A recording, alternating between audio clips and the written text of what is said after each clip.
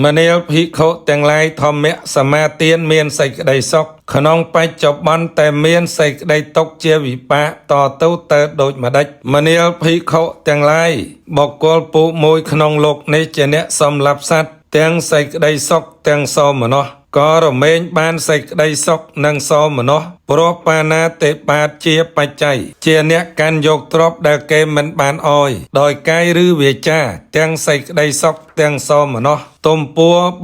327ក៏រមែងបានសេចក្តីសុខនិងសោមនស្សព្រោះអតនីទានជាបច្ច័យជាអ្នកប្រព្រឹត្តខុសក្នុងកាមទាំងឡាយទាំងសេចក្តីសុខទាំងសោមនស្សក៏រមែងបានសេចក្តីសុខនិងសោមនស្សព្រោះកាមេសុមិច្ឆាចាជាបច្ច័យជាអ្នកពោលពាក្យកុហកទាំងសេចក្តីសុខទាំងសោមនស្សក៏រមែងបានសេចក្តីសុខនិងសោមនស្សព្រមមុសាវាទជាបច្ច័យជាអ្នកមានវាចាញុះញង់ទាំងសេចក្តីសុខទាំងសោមនស្សក៏រមែងបានសេចក្តីសុខនិងសោមនស្សព្រោះបេសនៈវាចាជាបច្ច័យជាអ្នកមានវាចាអាក្រក់ទាំងសេចក្តីសុខទាំងសោមនស្សក៏រមែងបានសេចក្តីសុខនិងសោមនស្សព្រោះផារុសៈវាចាជាបច្ច័យជាអ្នកពោលពាក្យឥតប្រយោជន៍ទាំងសេចក្តីសុខទាំងសោមនស្សក៏រមែងបានសេចក្តីសុខនិងសោមនស្សព្រោះសម្ភបលាបៈជាបច្ច័យជាអ្នកមានអ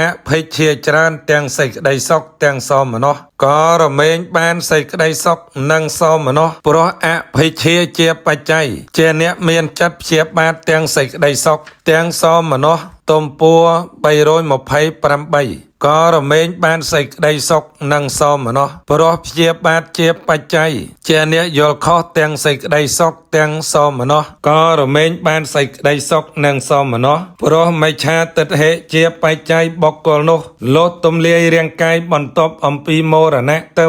រមែងទៅកើតក្នុងអបាយទុគតិវិនិបាតនរៈមនីលភិក្ខុទាំងឡាយធម្មៈសមាទាននេះតថាគតហៅថាមានសេចក្តីសុខក្នុងបច្ចុប្បន្នតែមានសេចក្តីទុក្ខជាវិបាកតទៅ